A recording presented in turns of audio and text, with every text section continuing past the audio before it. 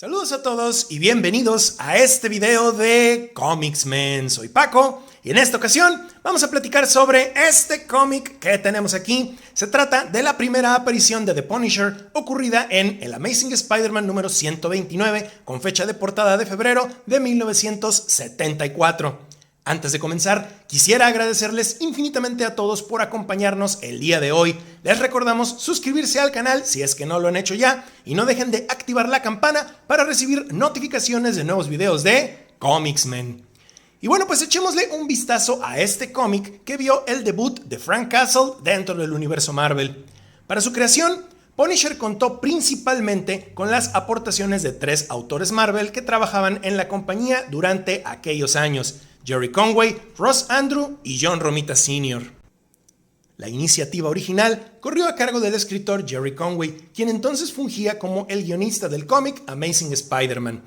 De acuerdo a múltiples declaraciones, Conway tomó inspiración de un muy popular personaje de la época llamado The Executioner, protagonista de una serie de libros escritos por el autor estadounidense Don Pendleton.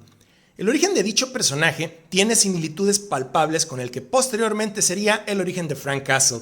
Executioner era un veterano de la guerra de Vietnam cuya familia fue asesinada por la mafia y en respuesta utiliza sus conocimientos militares para entablar una guerra contra el crimen. Este tipo de héroes modernos, o también llamados antihéroes, estaban poniéndose de moda en los 70s. En el cine, actores que interpretaban este tipo de personajes gozaban de una gigantesca popularidad, como Clint Eastwood en Dirty Harry o Charles Bronson en Death Wish, factores que influenciaron fuertemente la creación de Punisher. El Amazing Spider-Man número 129 fue dibujado por el artista Ross Andru, a quien se le menciona merecidamente como co-creador del personaje, y fue él quien terminó de elaborar el diseño que el entonces director artístico de Marvel Comics, John Romita Sr., hiciera de este personaje. Un proceso creativo bastante similar al que ocurriría con Wolverine ese mismo año. Romita Sr. fue quien ideó el aspecto, ahora icónico, de la gran calavera que Punisher porta en la mayor parte de su pecho, ya que la idea original de Conway era la de usar ese mismo símbolo, pero mucho más pequeño. Romita logró darle prominencia e impacto. Como dato curioso, a pesar de que se sabe que Stan Lee no creó al personaje, a menudo se omite el hecho de que Stan sí estuvo involucrado con un aspecto primordial de su creación: el nombre.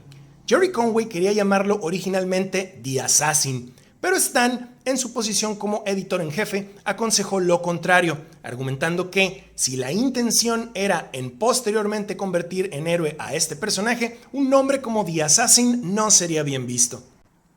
Así que optaron por ocupar el nombre de un personaje menor y prácticamente no utilizado, que fungía como sirviente de Galactus, llamado también The Punisher. Curioso cómo, muchos años después, una versión de Frank Castle acabaría, de hecho, trabajando también para Galactus. El Amazing Spider-Man número 129 presenta una de las portadas más icónicas de la Edad de Bronce de los cómics. Fue realizada por el genial Gil Kane junto a otro grande, John Romita Sr., y ha sido homenajeada, recreada y parodiada un sinfín de veces, como portada variante o como portada regular. Hay algo demasiado atractivo en su aparente simplicidad. Entiendes de manera perfecta qué cosa es lo que está sucediendo en el cuadro, tan solo de ver el lenguaje corporal del personaje presentado y a su objetivo encerrado en esta enorme mira. Es una genial portada. El cómic nos recibe con este desplegado del personaje debutante destruyendo una estatua de Spider-Man con su arma. Un cuadro un poco inusual si me lo preguntan, pero bueno. Un aspecto inicial de Punisher que prácticamente se descartó en futuras entregas con el personaje fue lo ligado que estaba su primera aparición con The Jackal, villano con quien lo vemos aquí compartiendo escena.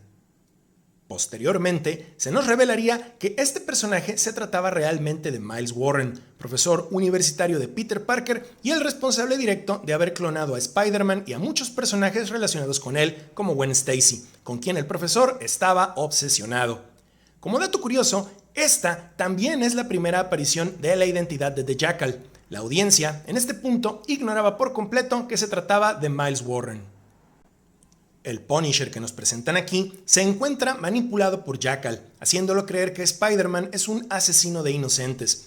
Punisher accede a que trabajen juntos bajo la condición de únicamente acabar con aquellos que lo merezcan. Desde el inicio nos dejan claro que Punisher no es un villano y que sus acciones bélicas están motivadas únicamente en contra de criminales. Al momento en que Jackal muestra su entusiasmo por ver a Spider-Man muerto, Punisher le responde: ¿crees que disfruto eso? Y Jackal continúa: por supuesto, mi amigo, es por eso que te llaman el castigador, ¿no es así? Te gusta la muerte, el matar, la dulce venganza. A lo que Punisher responde: yo solo mato a aquellos que lo merezcan, Jackal, y Spider-Man merece morir. Ese breve intercambio intenta sentar las bases para que el lector tenga muy presente que Punisher no se trata simplemente de un villano en turno. La escena de inmediato pasa a mostrarnos a Spider-Man columpiándose por la ciudad, y la verdad es increíble cómo en estas pocas viñetas podemos apreciar tantos elementos tan clásicos del Hombre Araña, manejados de una manera sublime. Mientras hace su patrullaje, detecta un crimen, pega su cámara fotográfica en un lugar estratégico usando su telaraña y se lanza al combate, mientras dice disparates para desesperar a los maleantes. Esto es Spider-Man al 100%. Me encantan todas estas composiciones. Noten cómo el artista omite por completo el dibujar fondos o escenarios en estas escenas. En lugar de eso, solo vemos un fondo monocromático y los alrededores son omitidos. Esto genera que tu completa atención como espectador se enfoque solamente en la escena de acción y evites distracciones. No es sino hasta el último cuadro que se hace uso de los alrededores y aún así se mantienen al mínimo, únicamente para culminar la escena. Como todo excelente cómic de Spider-Man de antaño, la continuidad es un factor vital y el cómic ocupa los momentos posteriores al combate que sostuvo Spider-Man para ponernos al día con los pormenores que habían estado ocurriendo en la vida del personaje recientemente, como la muerte de Gwen Stacy, ocurrida en el número 121, y las reacciones de Harry Osborn ante la muerte de su padre. Al llegar al Daily Bugle para dejar sus recién tomadas fotografías, Peter se propone a sí mismo intentar poner una mejor cara ante la lluvia de situaciones que lo arremeten. Pero mejor termina por preguntarse, ¿por qué tendría Peter Parker que estar alegre todo el tiempo? Al entrevistarse con Jameson y sostener una de esas dulces y amables pláticas que siempre se tienen con ese personaje, Peter se entera que Punisher es la noticia de moda y está siendo cubierta por los diarios rivales del Bugle. Motivado por Jameson, Peter sale en búsqueda de nuevas fotos y previa a eso nos revelan que a pesar de ser esta su primera aparición en cómic dentro del universo Marvel, ya habían oído hablar de Punisher de manera previa. La siguiente página nos muestra la escena que la icónica portada de este número quiso representar, con Spider-Man siendo enfocado dentro de la mira de Punisher, pero evadiendo los proyectiles gracias a su sentido arácnido. La manera en la cual ambos personajes se encuentran cara a cara muestra un aspecto de este entonces nuevo personaje que llegaría a formar parte fundamental de sus futuras apariciones y que perdura incluso hoy en día, su capacidad de siempre estar preparado. Al no contar con superpoderes, Punisher debe recurrir a planeación y preparación en caso de cualquier tipo de situaciones, y aquí es donde eso se ve por primera vez, habiendo escondido un arma especial cerca del lugar desde donde le disparó al Hombre Araña. Este último, pensando que Punisher huía, cae momentáneamente en la trampa. El arma especial dispara un cable de titanio que atrapa a Spider-Man. Durante estos momentos, en los cuales la acción se detiene, el cómic aprovecha para darnos a conocer un poco más sobre este personaje. Mientras lo tiene atrapado, Punisher le revela a Spider-Man sus motivos, asegurándole que esto no es algo que me guste hacer, es simplemente algo que se tiene que hacer, enfatizando su profundo desprecio al mundo criminal, mencionando múltiples tipos de operaciones ilegales que se encuentran inundando las calles y que deben ser detenidas. Antes de intentar ejecutarlo, el personaje enfatiza de nuevo sobre no disfrutar de lo que hace, pero le dio demasiado tiempo a Spider-Man para liberarse y las cosas no le pintan demasiado bien. Jackal se encontraba oculto en la escena y al ver que Punisher estaba teniendo demasiadas dificultades, intercede en la batalla, atacando a Spider-Man a traición con sus garras de carga eléctrica, cosa que llega a causar un buen daño en Peter, quien decide escapar de la escena. Tras los eventos, el cómic continúa dándose el tiempo de explicar detalles de la vida cotidiana de Spider-Man de manera demasiado orgánica, no sin antes decirnos que el personaje regresa a la escena de su anterior combate en búsqueda de pistas sobre Punisher. Vemos cómo nos cubren detalles como lo que ocurre con Harry Osborn y una breve aparición de Mary Jane, quien se topa, de hecho, con el profesor Miles Warren, quien luego se revelaría como Jackal. Incluso hasta vemos cómo Peter se da el tiempo de coser su máscara previamente dañada en la batalla. La tensión entre Punisher y Jackal escala debido a las tácticas traicioneras de este último en combate, las cuales no fueron bien vistas por Frank. La manipulación por parte de Jackal continúa y nos revelan que ya está preparando traicionar a su compañero. Como dije, cada vez que el cómic tuvo la oportunidad, nos plantean el tratar de crear empatía, muy entre comillas, con Punisher, dejándonos claras sus intenciones. El título que recibe la presente historia es The Punisher Strikes Twice, Punisher ataca 2 veces, y es en estas páginas donde ocurre el segundo encuentro entre ambos personajes, dejando que el entonces debutante se luzca un poco más, pero no demasiado. Nótese la influencia de los tiempos y de los personajes a los cuales se deseaba referenciar en los diálogos de Punisher.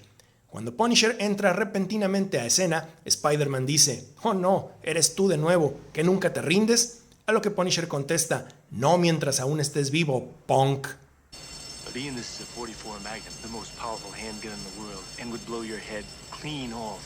You've got to ask yourself one question. Do I feel lucky? Well, do you, punk?